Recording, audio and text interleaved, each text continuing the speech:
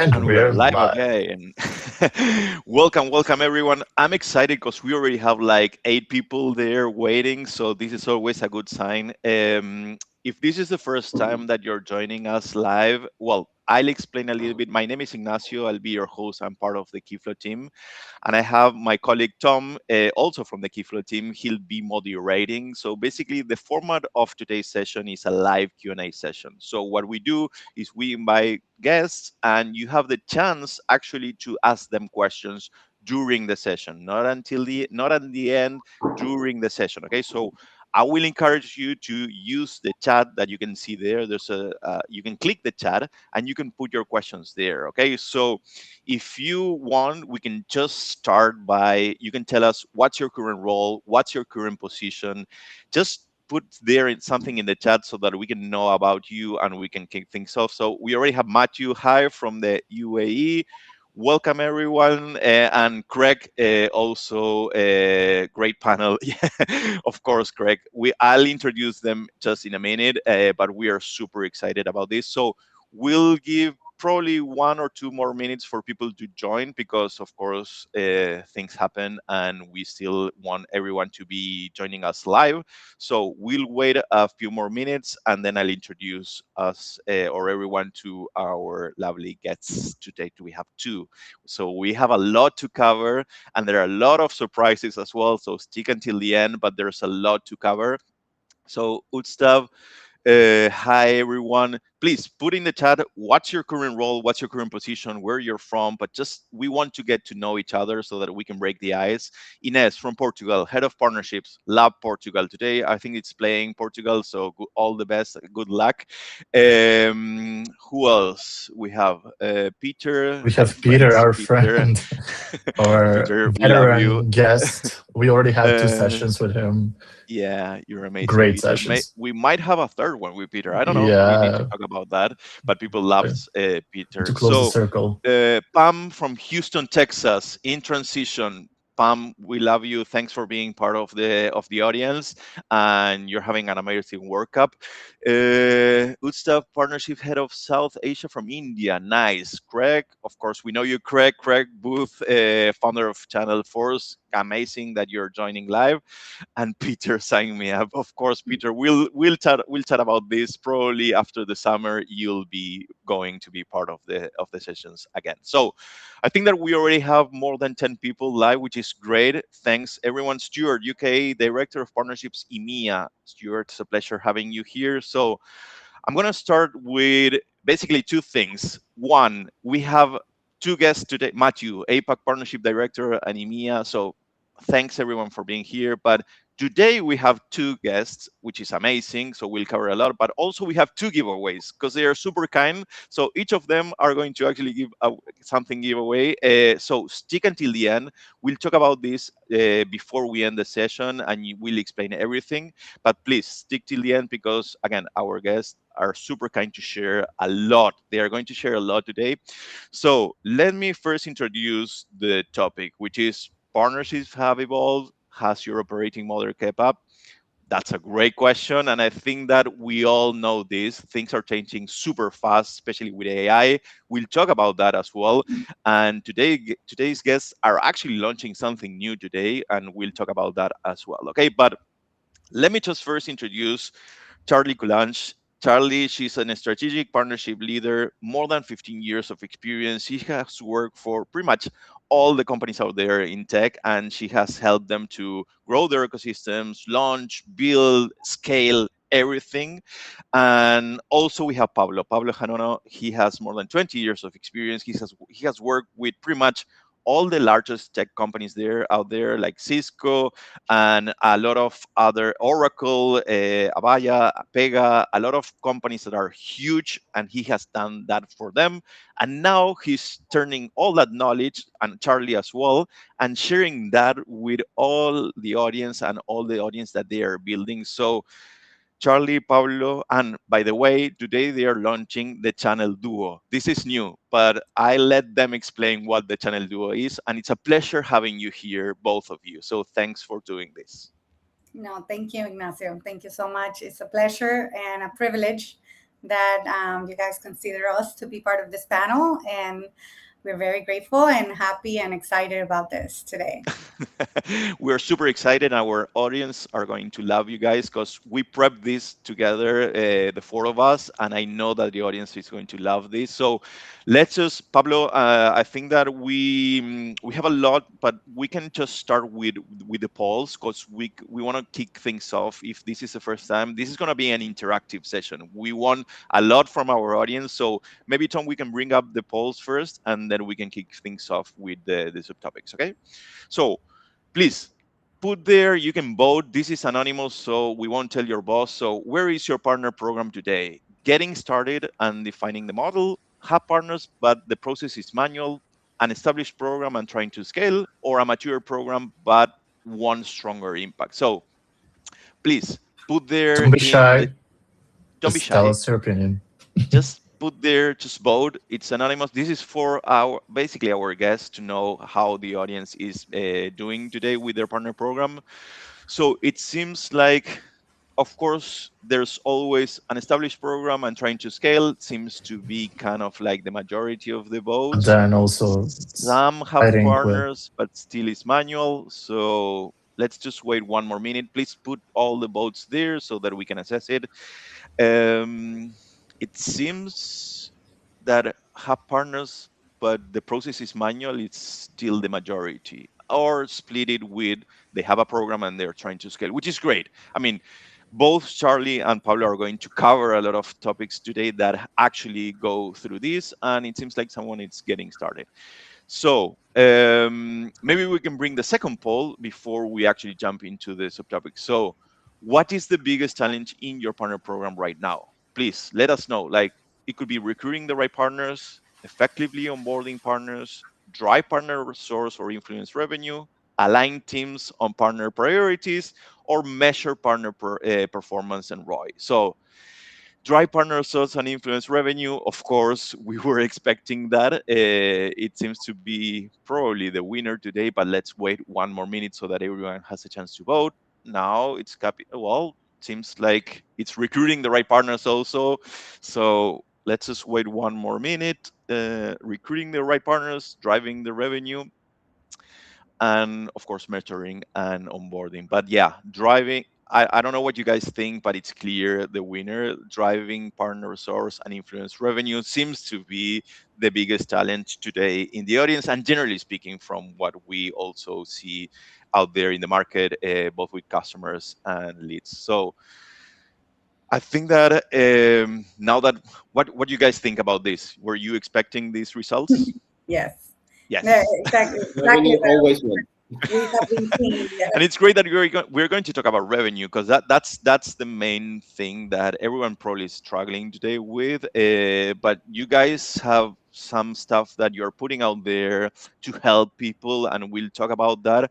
But today, probably we can kick things off with the first subtopic, which is the rise of partner ops. And this is kind of like, and I think that this is super important because this is not only the backbone of what you are going to talk about, but it's also it's the infrastructure to make that partner-led revenue measurable, scalable, and credible, right, Charlie? So I'm going to start with correct. you first, and then we'll Yeah. go to Pablo. Thank you. No, that's great. So, partner ops, it's what makes partnerships measurable, scalable, and credible, right? So, I think that partnerships have evolved faster than the operating model around them.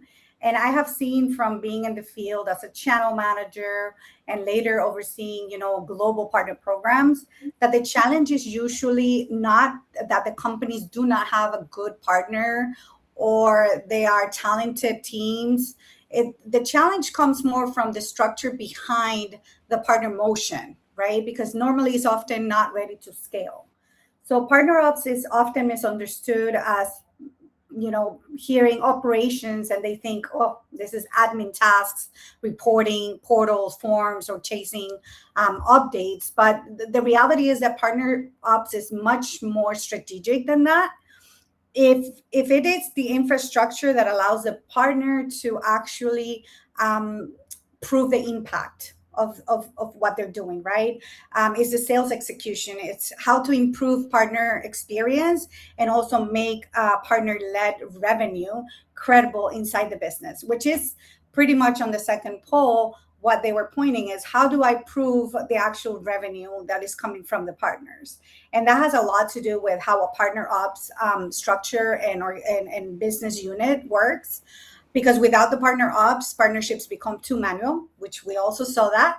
Attribution is unclear. Partner data is inconsistent. Sales teams are, do not always know how to engage with the partners, and leadership struggles to understand the true impact of what the ecosystem is doing for them. So with strong partner ops, you can connect strategy and execution, and then you can define the process that actually tracks influence, that supports a co-selling program, that improve enablement and give business a clear view of what partners are actually doing and contributing to the business.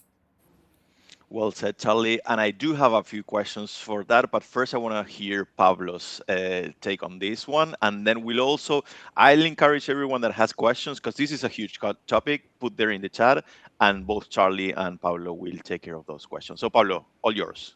Mm-hmm. Yeah, so welcome everyone. Hello.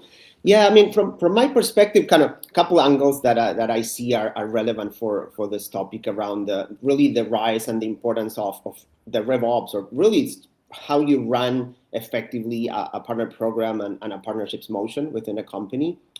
It is interesting to see how the sales motion evolved, like in the 2000, maybe when Salesforce kind of became strong and everyone started to use a CRM. Then the next decade was around marketing automation. So we know, like, for running marketing campaigns, you need to know each and every detail, even if you're a mathematician, to run marketing at the speed and the way you track results. Then in 2020 and ahead, where some people call this the decade of the ecosystems, that's where we see a rise of new tools that can help you run partnerships more efficiently. So that's the first thing. Is maybe if you, as part of the title that we picked, like, has your operating model kept up with the changes in partnerships? Well, the first answer to that question is, in the past 5-10 years, the amount of tools like Keyflow that are out there to run the partnerships motion is really strong. And you can't just operate in spreadsheets and just keep the old model, because the complexity of doing business with partners, it's kind of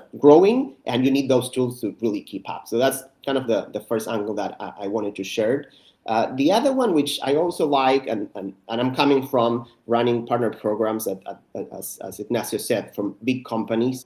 And I like to say that partner programs are sort of a highway. So when you design a partner program, you are just putting really the guardrail. So like really creating the space for the business to grow. But I also like to say that the cars that are in motion in your highway, first, they need fuel, and that fuel, I think, is partner economics for sure. I mean, there needs to be an incentive aspect for how partners make money. It's part of how that car is going to move on. But I do see really infrastructure, the way you manage your operations, that's really the engine of the car. And you have, I mean, you really need to have a strong engine so you can move on that highway. And I like that metaphor as something visually simple, and that's exactly why having a strong operations and RevOps is critical these days. And the third angle I'll share, which I also like, is around this shift where traditionally running partners has been more of maybe reactive in a way, especially in operations. So the partner will come in and apply for something, then you process, and then you take action, versus having these smart systems that allow you to be more proactive in how you understand which are the partners that are producing, which are the partners that are not. So you know, okay, I need to focus on activating these partners, but you need to know who they are and then take that action. So it is, in a way, running operations in an effective way. It's also about really changing even the mindset of some of your operations teams that maybe are more reactive, they're not as close to the business needs, versus they are really an active participant in your strategy discussions where, okay, we need to drive revenue. Clearly, it's one of the key components of everyone's priorities, okay, let's just make sure that we have the tools that are going to support that growth. And eventually, I mean, the PartnerOps team can help you be part of that motion. It's not just that you develop a strategy on a vacuum and then you just go to talk to operations and, hey, do this for me. It really doesn't work that way right now, I believe. Well said, Pablo. And I do have some questions for both of you guys, because you both have kind of like, especially you, Charlie, you've been consulting with a lot of companies lately. And I want to kind of like pick your brain on like what are the main mistakes that you see that companies make, like especially when it comes to partner ops, right? Because typically they hire probably a partner manager, but that doesn't mean that they have like someone in ops doing this, which is super critical. So they need to rely on other departments or other resources, and that's where it gets messy. But I really wanted kind of like to learn from your experience and what would you suggest, or what do you suggest to people, how do they fix that? Because there's a huge gap probably right there. So yeah, and it's also for you, Pablo. But first, I wanted to know what Charlie thought about this. Thank you. Okay, so it's very important to note that the number one mistake or caveat that I see in the industry is the investment. Companies are refusing to do investment in tools for partnership programs that actually make the difference for them to have the right teams with the right tools, being able to operate more efficiently. So most companies say they are channel friendly and that that they sell through the channel, but they're still struggling to understand exactly what it means to have a good operating partner program that results in having a good partnership journey for the partners and actual revenue for the company. And that comes specifically when they need to invest in teams, they need to invest in the technology, they need to invest in education or enablement to understand, to offer the rest of the teams that actually touch the channel, that works with the channel. So the salespeople, the operating system teams, the financial teams, they need to understand exactly what it means to work with the channel and what a partner is and what a partner motion is and how partners actually work. Because without that, you really have a broken system. And if you notice, most companies keep saying the same thing and the polls keep showing the same results, and we expect what they're going to say because companies are not doing the right investment into the tools. As Pablo mentioned, there are so many tools that are available today to actually manage and offer a good experience around your partner program, but companies are still refusing to do the investment. They try to put band-aids on problems, and they'd actually not resolve the problem from the root, right? And that's what I tell the companies to do. Well said, Charlie. And I'm going to throw a curveball here to Pablo because, well, basically you also offer, that's kind of like your bread and butter. It's like you offer courses for people that want to become better at partnerships or they are just shifting careers, but also you coach a lot of people with your cohorts. So I really wanted to understand, basically from what Charlie said, like how do you convince leadership to actually invest in those type of things? Like from your experience, Pablo.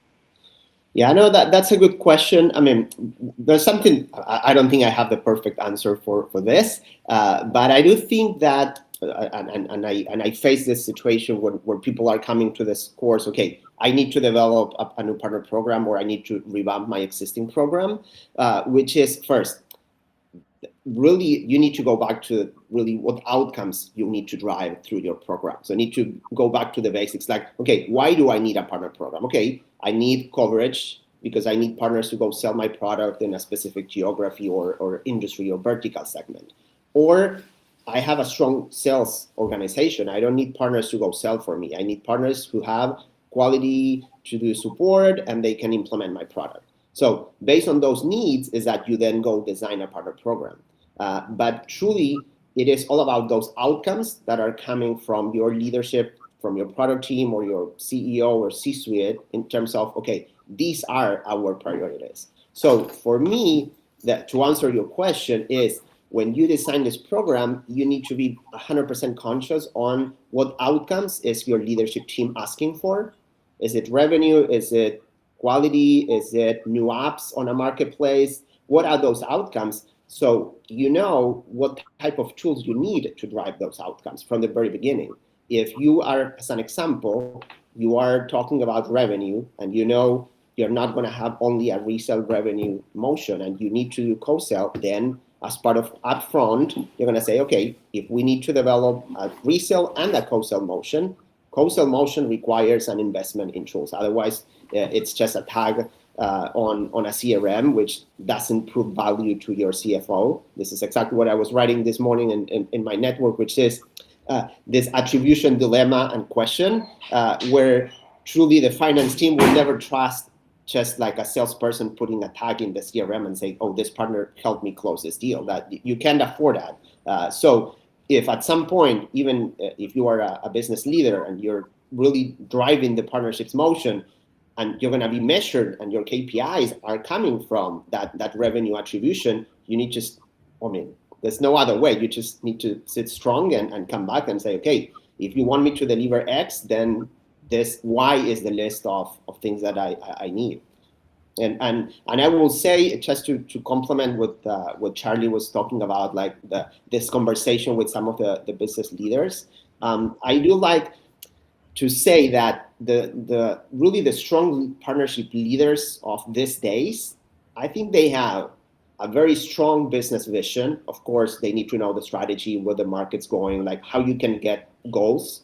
But on the other side, I don't think the leaders of the past who were great communicators, and they were great at events and talking to people, and they know all the top partners, and these are kind of very strong alliance people that have very strong skills in building relationships. I don't think that's enough to be a leader of the future. I think you need to also have equally important skills to know how to get stuff done. It's kind of how you build the infrastructure to run effectively a partnerships organization. And those leaders who understand it up front are the ones who truly are succeeding or are going to succeed in the future. That's for me, that makes a real difference.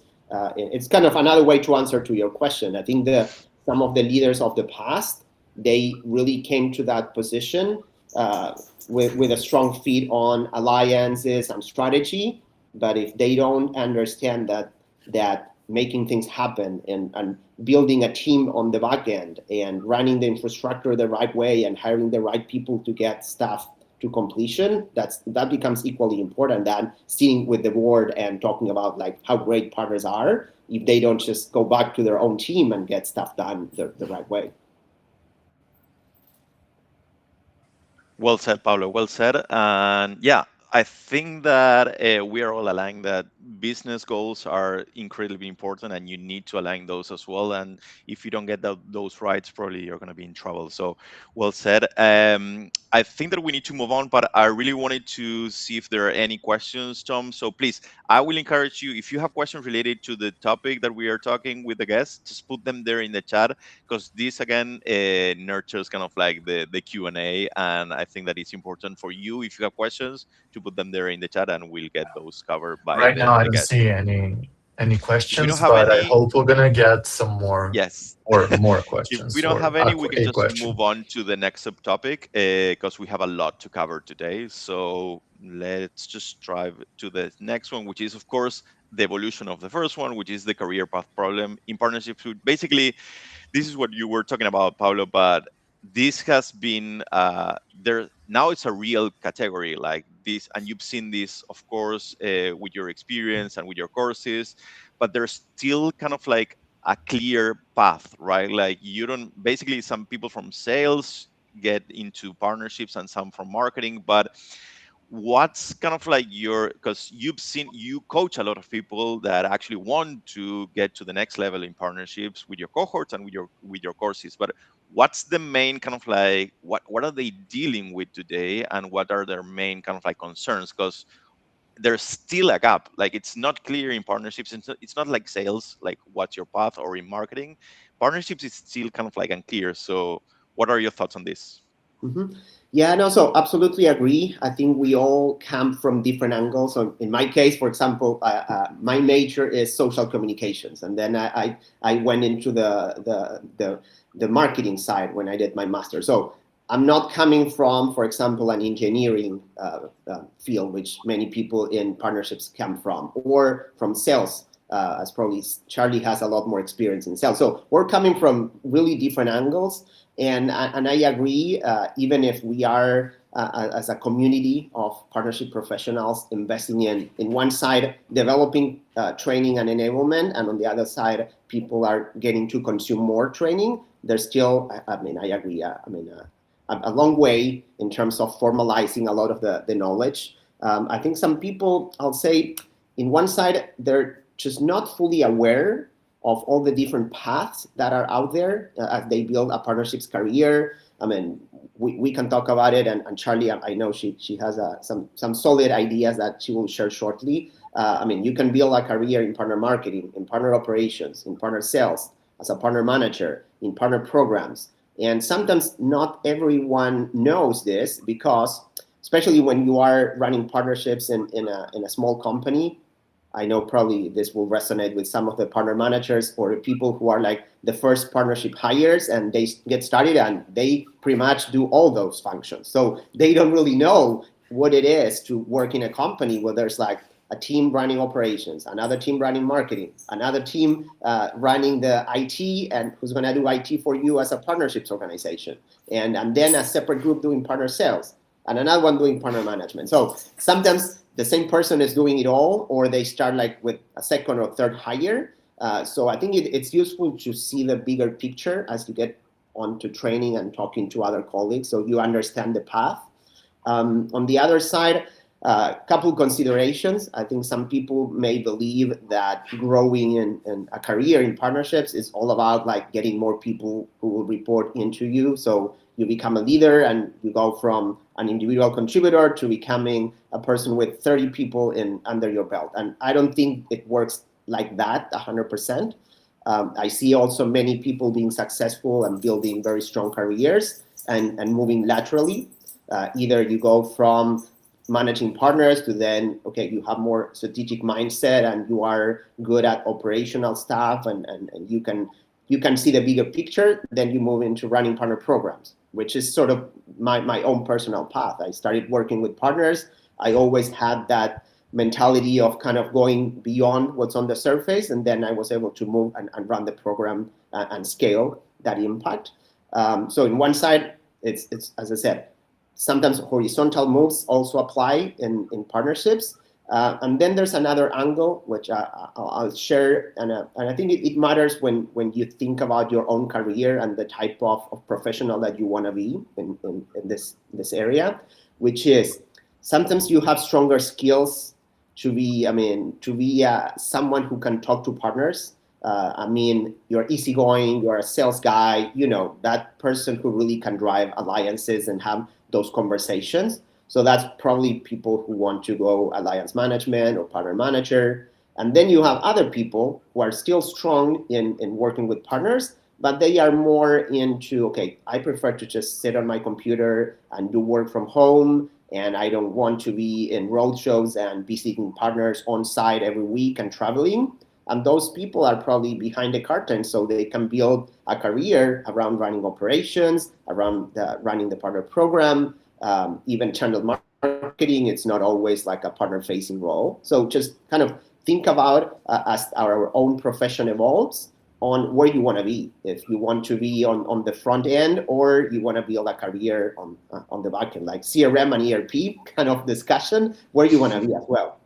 Yeah, well said, Pablo. And shout out also to all our partnership colleagues doing 3 or 4 jobs at the same time, right? Because that's a reality probably of most of us at the moment. And it's great that you also share your own experience, because people can relate to that as well. And there's no kind of like, I agree with you, there's no kind of like one formula fits everything. You can just come from different backgrounds and still kill it in partnerships and have a great career. So Charlie, what's your thought on this? And also, I want to throw that curveball to you. And what do you think that it will evolve? Like, what are you seeing that it will become kind of like in the future? So partnerships are no longer a side role. That we have clear, right? It's a career category right now. So the career path topic is really important, at least for me, because for for many of us, like Pablo and me, and many of probably the people that are in the webinar today, we did not grow up with a clear partnership career map. So we didn't know what it was to have a career in partnerships. I had many jobs in different companies where I was a person with many hats. I was channel manager, I was channel marketing, I was operations, I was I was doing it all, and even sales, helping the salespeople to sell through the channel. And it was very overwhelming, but everything really just got stuck to like, you can enter partnerships through sales or through marketing or through business development or through customer success. Or sometimes even by accident, which is what was my case, by the way. I didn't choose to work in channels when I did.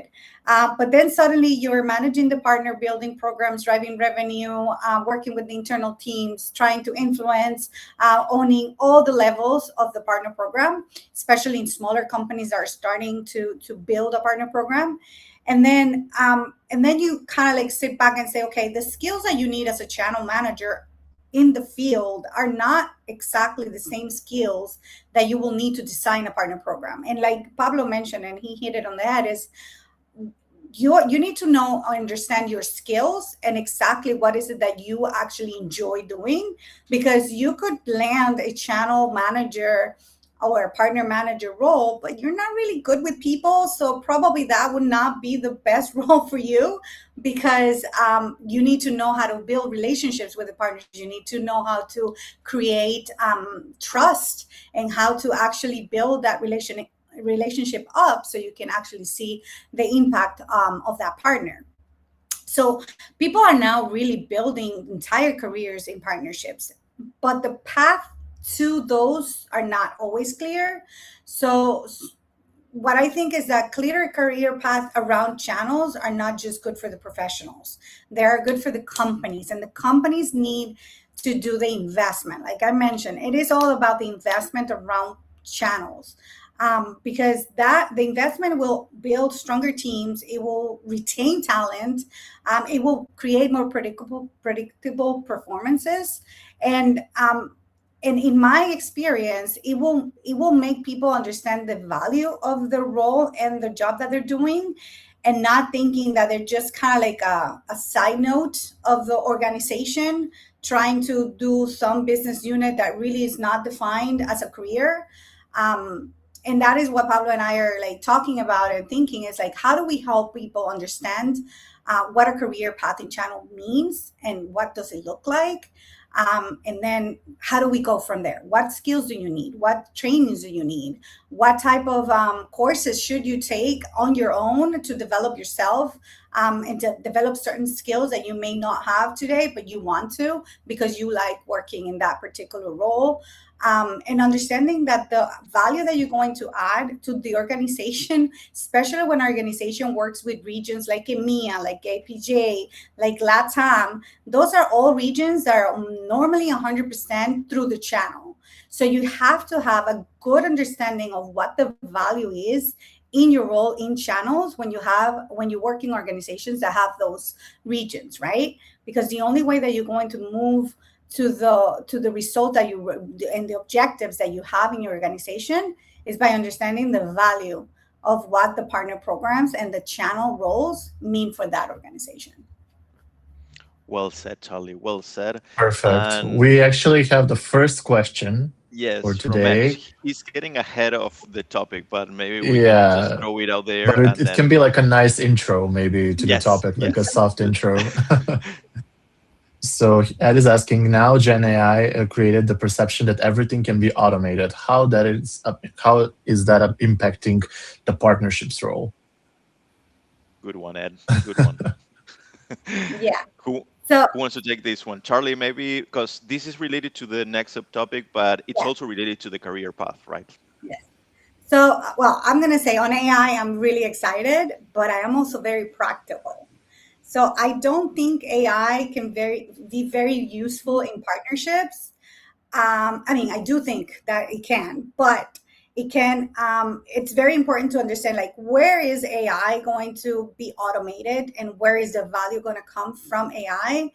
AI can help around research. It can help around partner segmentation. It can help around content personalization, enablement, partner communication, follow-ups, account mapping, maybe, insights, and even helping teams identify, what are the patterns that they may not see manually. But AI will not fix a broken partner strategy. What it's going to do is expose it.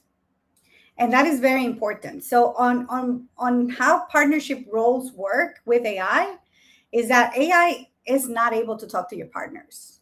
AI is not going to build trust with your partners. AI is not going to hold your partner's hand to go close a deal. And it's definitely not going to be able to negotiate discounts. It's not going to be able to negotiate the terms of, 1 year to 3-year terms. How do you convince the partner to actually close this quarter instead of waiting for the next quarter? What it's broken on the strategy? How is AI going to explain to the partner why the deal registration is taking so long, or why, if they actually did a deal registration, it didn't get attributed to them and it actually went to another partner?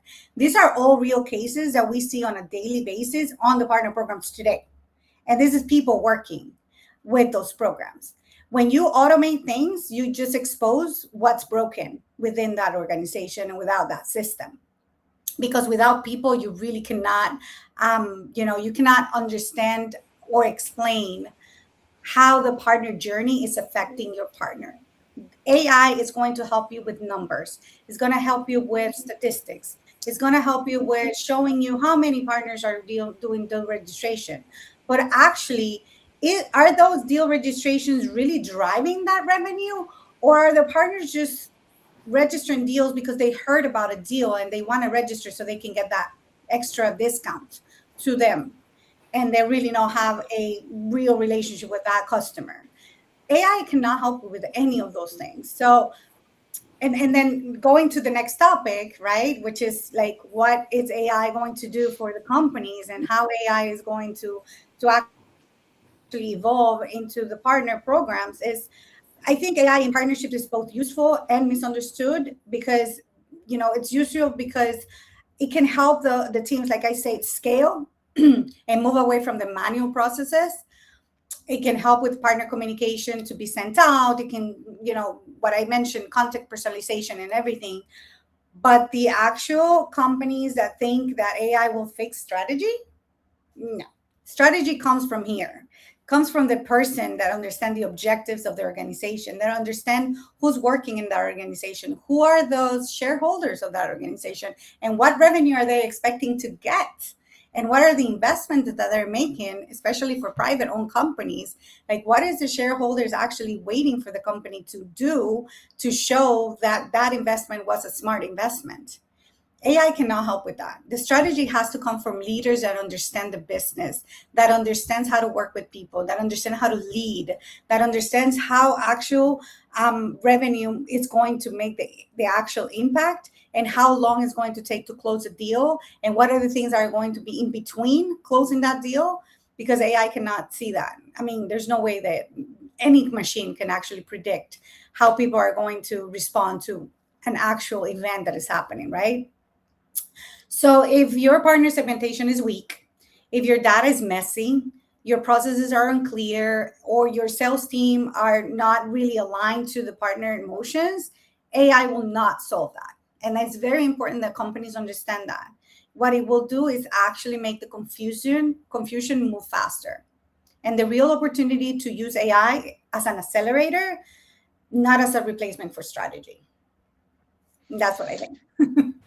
Well said, Charlie. And I think that was super complete. And I think that Craig agrees. He says that he totally agrees. And AI is great, but it needs to be part of a sound strategy and true revenue execution operating system. I completely agree.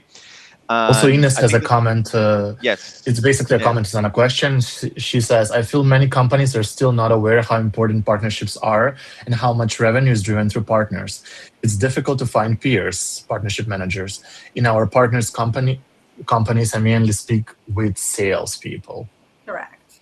And that is a very important point, Ines, is that salespeople in the majority do not understand partners. And they think partners are in the way, or they are actually hindering the negotiation of a deal, or they're stealing their commission away.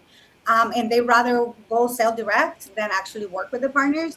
But that's mainly because they don't understand the value that partners add to an organization, especially when working with many, many companies or many, many regions. And so I totally agree with you. That's the reality, and that's why Pablo and I build this channel duo to help do the research, look at the different tools that are out there, and make sure that we actually help people and advise people about what are the impacts that they can see if they actually have and understand the partner programs, and offer the enablement to the rest of the teams that don't really understand or want to understand how partners work. yeah. And Pablo, maybe you can give us, because that's a great cue, Charlie, for Pablo. First, give us your opinion on, or your take on AI. I know that you're a heavy user of AI, and you post a lot of on that on your LinkedIn. I strongly suggest everyone in the audience to follow both Pablo and Charlie. But maybe you can also give us kind of like a quick explanation of what you got, why you guys launched the channel Duo, and what's the purpose behind it as well. Mm-hmm. Yeah, so I can, let me just quickly touch base on the answer, and then I can talk about the channel Duo. And as Charlie said, I mean, of course, I'll echo 100% of what she shared. I think in terms of the impact of AI in our profession, first, I mean, everything that Charlie said is true. And then on the other side, still the adoption of AI is not going to stop. But I think we need to be prepared as companies and as individuals. What I do see is kind of like different layers of adoption. So in one side, I think we as the personal layer, like, I mean, Pablo, Charlie, Ignacio, Tom, we use AI and the LLMs already in our daily lives. Like, okay, I don't know, I'm feeling back pain. What should I do? Before you go to the doctor, I don't know, you see something on your skin, you take a picture, you ask your LLM. So we are doing it. Of course, we're doing that to write stuff and ask questions about our own career or how do I handle stuff. So we're doing it already. Some companies, and I do see maybe a trend and a difference between people working for large corporations, like large IT vendors, versus those that are medium sized, like beginning with partnerships. So I see that the room for use of some of these AI tools at individual and at company level is probably bigger in smaller companies. And in larger, I guess because of regulations, of politics, and because of security concerns, it's not as easy to go deep into using some of these AI-based tools, which already exist. So I do see this agility. I think this is kind of similar to when we were moving from the on-prem world to the SaaS world, and many vendors even ask themselves, like, the partners that I have who are traditional VARs selling on-prem stuff, are they ready? Can they really change their mindset and go do really the kind of selling that requires SaaS, which is all about consumption and value, and it's not just like, okay, I'm selling my stuff and I'm out and I make my commission, versus help the customer see value through time so they can renew with a subscription. And many people said, I don't think that those partners are ready to do that transition, and they went and hired new cloud native partners. So I see the same with AI in a way that maybe this agility is found a lot more often now in smaller companies, or those that are beginning with a partnerships motion, so they can get started already with the right tools and the right infrastructure, so they can be more effective. So that's kind of one thing that I do see. I agree with Charlie on the other side that partnerships has different aspects. So one is their relationship, and again, I don't think any company is going to decide a partnership and make an investment in working with a vendor only because of some kind of AI matching tool that sends you an email and say, oh, we discovered a potential match to your business.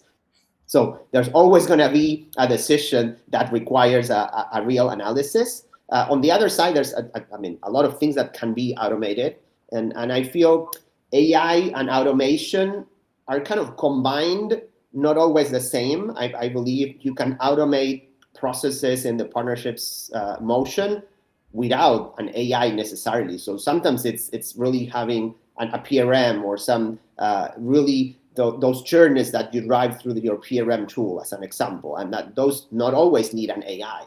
But there's things that, of course, need an AI, and that's about personalizing the content. That's about helping you do a QBR more effectively. That's about understanding data a little bit more. Maybe the PRM is robust and you have some insights, but sometimes there's like a next layer of insights that can come from an AI.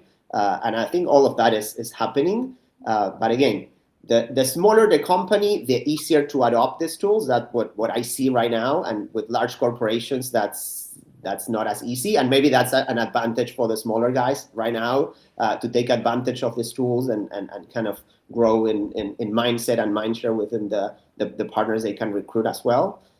That's kind of my 2 cents on where AI is going. And again, I think we are still too early. I mean, a few companies are doing it, but we are still on the phase where we use AI personally. We try to automate some processes, I don't know, an activation campaign, some insights, but the true full transformation of how you run partnerships, it's not yet happening. I think we are still barely understanding what things can be done with AI, and again, maybe that's gonna need some time. I hope I'm still working for an IT company by then, but I think that's gonna happen. I mean, across the board, and all industries are kind of reshaping how they operate. Yeah. But still, I mean, back to the career discussion, there's a couple areas, like if you run partner operations, I think for sure you need to be on top, and that's kind of my personal advice. I mean, I run programs, so I need to know strategy, I need to know the business trends, what competitors are doing, and I also need to know how we are gonna run the business. But if you are in the partner operations side, all you do primarily is to run the business. So you need to know and be an expert on all the IT related and AI-based tools, PRMs. I mean, that needs to be your core area. You can't just stick to, okay, I don't know, I get requests from deal registrations, and then based on my scorecard, I approve or not. Yeah, I mean, that is a task that is being automated. That's for real. It's sooner than later, depending on where you are, but that's coming. So you need to kind of invest more in yourself, understand the strategy, why things happen, so you can keep your value in kind of into the future. And to connect that with the Channel Duo story precisely. That's exactly as Charlie said. That's why we are beginning to collaborate, and that's why we launched the Channel Duo. As many other industries being transformed by AI, I think partnerships is like 2x the impact. So in one side, partnerships as a motion is being more professional right now, while not always, I mean, the formal training is not always at the same speed. So everyone is kind of running around and trying to find where they can get educated and learn those things. Everyone is following LinkedIn and trying to grab knowledge from wherever they can.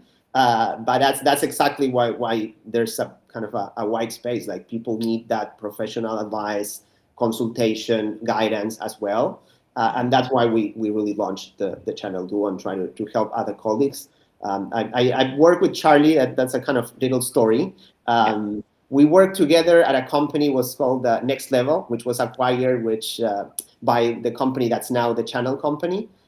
So we started working with channels almost 20 years ago. And then we always talked, but somehow we lost track. And then we met again at an event last year, and we reconnected and started discussing, and we realized that we have a lot of common perspectives and opinions on what the needs are for the partnerships profession and industry. And that's kind of what led to our launch of the Channel Duo and trying to kind of formalize that knowledge and share with others.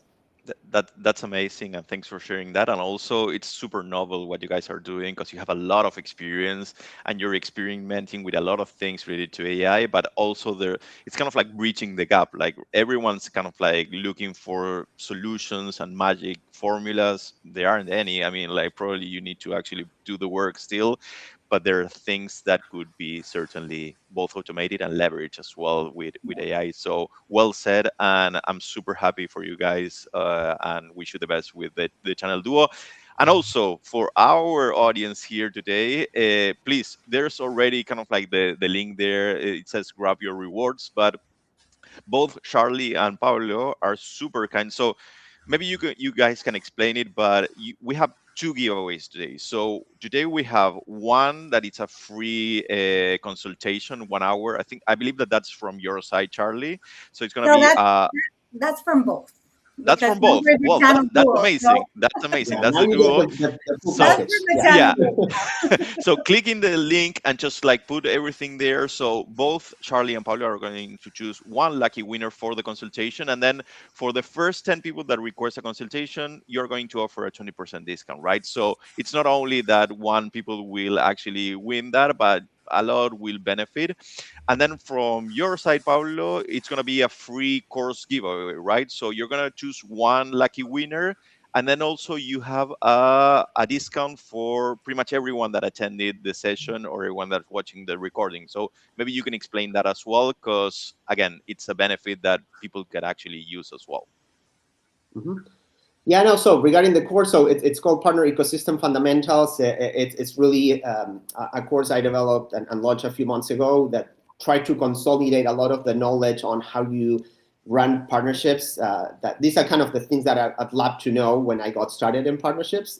So how partner economics work, how you build up partner programs, all the basics.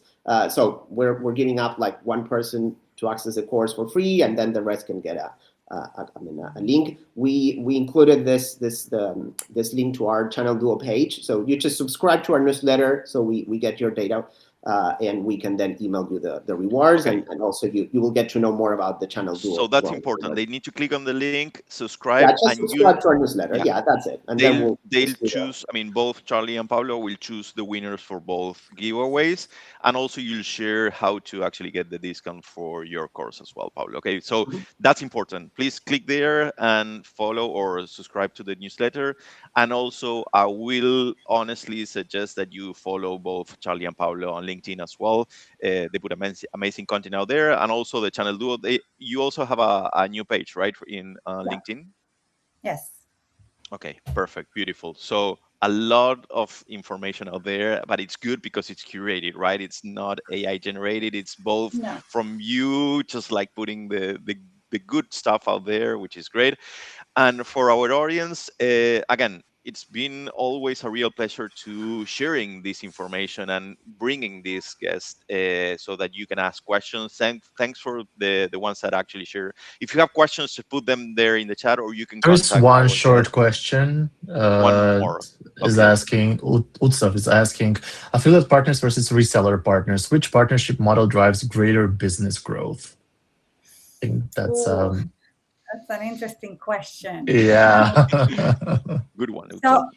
I'm going to answer first, but then I'm going to let it Pablo because Pablo is going to have this. Like, no, he's going to have a much better answer than I am. But I have to say that it depends. It depends how mature your partner program is working with, with the big, Microsofts and Azure and Google and all those big marketplace partners or vendors versus if you're starting in the partner program or you're a smaller medium company. Obviously resellers are probably going to drive more revenue because the sales cycles and the sale motion is a little shorter when working with resellers. Managing alliances, it takes a long time. It takes a lot of trust building and a lot of nuances that have to be there in order for you to actually show the revenue from a deal or from that relationship. Creating the marketplace, implementing, putting the product in the marketplace to be sold. But once you do, if you are actually working with the alliances and you build a marketplace program and you actually build an interesting sales motion through those marketplaces, you're probably going to see a lot more recurring revenue or daily revenue coming in because it is in the marketplace than a reseller that has to take 6 to 8 months to close the deal. But sometimes the amount or the total value of a deal through resellers could actually be higher because they're participating in different bids, maybe sometimes from the government or maybe sometimes from big telcos that are closing multi-million-dollar deals, and then that deal is going to close you, I don't know, $2.5 million for your organization alone. And then when you compare that, the actual revenue coming in is higher. But it really depends. But I'm going to let Pablo to see what he has to say because I know he probably has the best answer than I do. All yours, Pablo. Mm-hmm. No, so I mean, so the question is like affiliates versus just resellers. I guess, I mean, my understanding when you say affiliate, this is more like the person who's in a way sourcing you deals. This is more like you work with an influencer type of role, company versus the reseller who's actually going to do the heavy lifting on the sales process. So on one side, I mean, affiliates actually are going to more like kind of bring you opportunities for you to close versus a reseller where technically you will need to educate them so they can sell on their own. I mean, I will echo what Charlie said. I don't feel there's the perfect answer. I think it all depends on your product, how complex it is. Also the kind of I'll echo what Charlie said today, which is investment. How much investment are you willing to make? I believe running an affiliate marketing program kind of or alike, typically that can be a little bit more automated with some tools because this is technically they are just trying to grab in people who are interested in your product and pitch it at the right time, which is still super important.